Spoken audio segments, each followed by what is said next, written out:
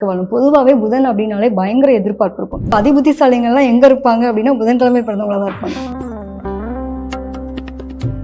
பொதுவாக புதன் அப்படிங்கிறது சொத்துக்காரங்களா பார்ப்போம், ஓகே, அறிவுக்காரங்களா பார்ப்போம், ஓகே, இயற்கையோட ஒன்றி போகக்கூடிய விஷயங்களா பார்ப்போம். இது எல்லாமே ஒத்து போறது எதுன்னா அந்த நிறைய லவ் ரிலேட்டட் விஷயங்களை பேசுறதுக்கு எல்லாத்துக்கும் உங்களுக்கு புதன் ஆதிக்கமா இருக்கும். அதாவது முன்னாடி ஜென்மத்துல உங்களுடைய பெண்களை அந்த வீட்டுல வதை பண்ணிருக்காங்க, அவங்கள கொடுமைப்படுத்திருக்காங்க, அவங்களுக்கான ஸோ இவங்கெல்லாம் நிறைய அந்த லவ் சம்மந்தப்பட்ட விஷயத்துல போய் லாக் ஆவாங்க. வீட்டில் ஒத்துக்கவே மாட்டாங்க. த்ரிஷா இல்லைன்னா நயன்தாரா, காதலே அப்படிதான். ஸோ இது இல்லைன்னா அது அப்படின்ற மாதிரி புதன் அப்படின்னாலே திருமால், விஷ்ணு, அதே மாதிரி மகாலட்சுமி.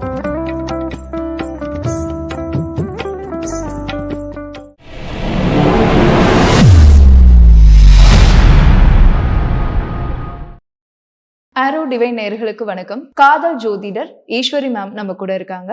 புதன்கிழமைகள்ல பிறந்தா புதன்னாலே கிடைக்காதுன்னு சொல்லுவாங்க, பொண்ணு கிடைச்சாலும் கிடைக்கும், புதன் கிடைக்காதுன்னு சொல்லுவாங்க.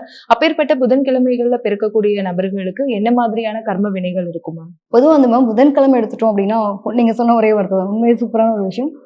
புதன் கிடைச்சாலும் பொண்ணு கிடைக்காது, பொண்ணு கிடைச்சாலும் புதன் கிடைக்காதுன்ற மாதிரி ரொம்ப ஒரு அழகான ஒரு பழமொழி. கிட்டத்தட்ட எப்படின்னா இந்த புதன் அப்படிங்கிறது ரொம்ப அழகான ஒரு அறிவாற்றல் மிக்கக்கூடிய ஒரு நாள். பொதுவாக அதிபுத்திசாலிகள்லாம் எங்க இருப்பாங்க அப்படின்னா புதன்கிழமை பிறந்தவங்களா தான் இருப்பாங்க. அதிபுத்திசாலிங்கும் போது யார் பேச்சு கேட்க மாட்டாங்களே, எனக்கு எல்லாமே தெரியும், பிளானிங் எல்லாமே நான் பக்கவா போட்டுருவேன் அப்படின்னு நினைக்கக்கூடிய ஆட்கள். இவங்களுக்குலாம் இயல்பாவே அந்த புதன் கர்மா அப்படிங்கிறது எதனுடைய விஷயத்துல வந்திருக்கு அப்படிங்கும் போது நம்மளுடைய சகோதரி, நம்மளோட அத்தை, தாய்மாமா வழி கர்மான்னு சொல்லுவோம் இல்லையா, மாமன் வழிகள்ல செய்யக்கூடிய விஷயங்கள், தன்னுடைய மகள் வழி சம்பந்தப்பட்ட விஷயங்கள், அந்த இரத்த பந்தம், இதனுடைய கர்மாவை தான் புதன்கிழமை சொல்லுவாங்க. பொதுவா புதன் அப்படிங்கிறது சொத்துக்காரங்களா பார்ப்போம், அறிவுக்காரங்களா பார்ப்போம், இயற்கையோட ஒன்றி போகக்கூடிய விஷயங்களா பார்ப்போம். இது எல்லாமே ஒத்து போறது எதுன்னா அந்த காதல் சம்பந்தப்பட்ட விஷயத்துக்கு பர்டிகுலரா எடுத்தோம் அப்படின்னா புதன் தான். நிறைய லவ் ரிலேட்டட் விஷயங்களை பேசுறதுக்கு எல்லாத்துக்கும் உங்களுக்கு புதன் ஆதிக்கமா இருக்கும். அதே மாதிரி புதன் அவங்களுடைய இயல்பாவே அவங்களோட ஜாதத்துல பவர்ஃபுல்லா இருக்கும். கரெக்டா அந்த புதன்கிழமை பிறக்கிற மாதிரி இருந்தா இதெல்லாம் டபுள் ட்ரிபிள் மாதிரின்னு வச்சுக்கோங்களேன். அந்த மாதிரிலாம் வாய்ப்புகள் கிடைச்சதுன்னா அவங்க வேற லெவல்ல இருப்பாங்க. ஓகே, சோ புதன்கிழமையில பிறக்கிறவங்களுக்கு கர்ம வினைகள் என்னென்ன மாதிரியெல்லாம் அவங்களுக்கு காமிக்கும்? பொதுவா நம்ம ஒரு ஜாதகம் எடுத்துட்டு போகும்போதே சொல்லுவாங்க, நிறைய இடங்கள்ல போய் பார்த்தோம்னா தெரியும். இப்ப நானே நிறைய பேருக்கு சொல்லியிருக்கேன், உங்க வீட்டுல பெண் ஜென்ம கர்மம், அதாவது முன்னாடி ஜென்மத்துல உங்களுடைய பெண்களை அந்த வீட்டுல வதை பண்ணிருக்காங்க, அவங்கள கொடுமைப்படுத்திருக்காங்க, அவங்களுக்கான நிலைகள் நல்லா இல்ல, பெண் சம்பந்தப்பட்ட சாபம் இருக்கு அப்படின்னு சொல்லுவாங்க. அந்த பெண் சம்பந்தப்பட்ட சாபத்தை குறிக்கிறது தான் புதன் கர்மா. இது கம்மி ஆகுறதுக்கும் சரி, அவங்களோட வாழ்க்கையில இன்னும் மேம்படுறதுக்கு என்ன மாதிரியான வழிபாடுகள் அவங்க பண்ணணும்? பொதுவா மேம் இந்த சகோதரி அப்படின்னு தன்னுடைய மகள் கல்யாணம் பண்ணி கொடுத்துட்டு அது அடுத்த வீட்டுக்கு போயிட்டா தன்னோட சகோதரி இல்லைன்னு ஆகாது, அது தன்னோட பிறப்பு. அதே மாதிரி தன்னோட மகள், அவங்களுக்கான விஷயங்கள். நான் இப்ப இன்னொரு விஷயமும் சொன்னேன், காதல் சம்பந்தப்பட்ட விஷயத்துக்கு முக்கியத்துவம் வாய்ந்தது புதன் அப்படின்னு. இந்த புதன்கிழமை பிறந்தவங்களுக்கும் இந்த புதன் கர்மாவுக்கும் சம்பந்தம் இருக்கு. சோ இவங்க எல்லாம் நிறைய இந்த லவ் சம்பந்தப்பட்ட விஷயத்துல போய் லாக் ஆவாங்க. வீட்டுல ஒத்துக்கவே மாட்டாங்க, அவங்கள வெறுத்து ஒதுக்குறது, இந்த மாதிரி விஷயங்கள்லாம் நிறைய நடக்கிறது யாருக்கு அப்படின்னா புதன்கிழமையில பிறந்தவங்க. சோ அப்ப அவங்களுடைய இன்னும் கொஞ்சம் அவங்க கர்ம வினை என்ன பண்றாங்க சேர்த்துட்டு இருக்காங்க. சோ இதுதான் அவங்களோட விதி, அதை மாத்த முடியாது. அப்ப அவங்களுக்கு, அதாவது நம்ம வீட்டுல பிறந்த பெண் பிள்ளைகளுக்கு அவங்களுக்கு என்ன செய்யணுமோ அதை கரெக்டா செய்யறது. இப்போ ஒண்ணும் இல்ல, வருஷத்துக்கு ஒரு வாட்டியாவது இந்த மாதிரி பெண் பிள்ளைங்களை அவங்க வீட்டுல கூப்பிட்டு அவங்களுக்கான விஷயங்கள் ஒரு நம்மளால முடிஞ்சது அந்த வீட்டுல பிறந்த பெண் பிள்ளையை திருப்திப்படுத்த அனுப்பணும். நல்லா சாப்பாடு போட்டுட்டு அவங்களுக்கு ஒரு ட்ரெஸ், ஒரு ஜாக்கெட் துணி வச்சு என்னென்ன ஒரு மங்கள பொருட்களை வச்சு கொடுப்போம் இல்லையா, கொடுக்கணும். சோ அந்த மாதிரி மங்கள பொருட்களை வச்சு அவங்களை மன நிறைவோடு அனுப்பினாங்கனாலும் ரொம்ப நல்லது. பொதுவா புதன்கிழமையில பிறக்கிறவங்க சகோதரிகள் அவங்களெல்லாம் கொஞ்சம் நல்லா பாத்துக்கிட்டாலே இந்த கர்ம வினைகள் கம்மியாகும். நிச்சயமா. ஏன்னா அவங்களுக்கு அதனுடைய சாபம் இருக்கும்.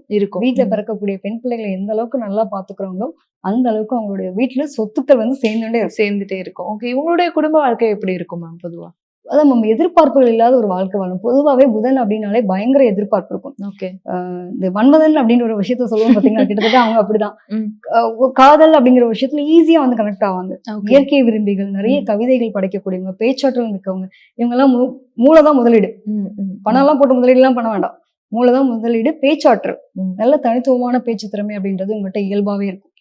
அதே மாதிரி பாத்தீங்கன்னா வீட்டை கார்டனா வச்சிருப்பாங்கல்ல, அதெல்லாம் யாருன்னா புதன்கிழமைதான். வீட்டுக்குள்ள உட்காந்து நான் கார்டனை கிரியேட் பண்றேன்.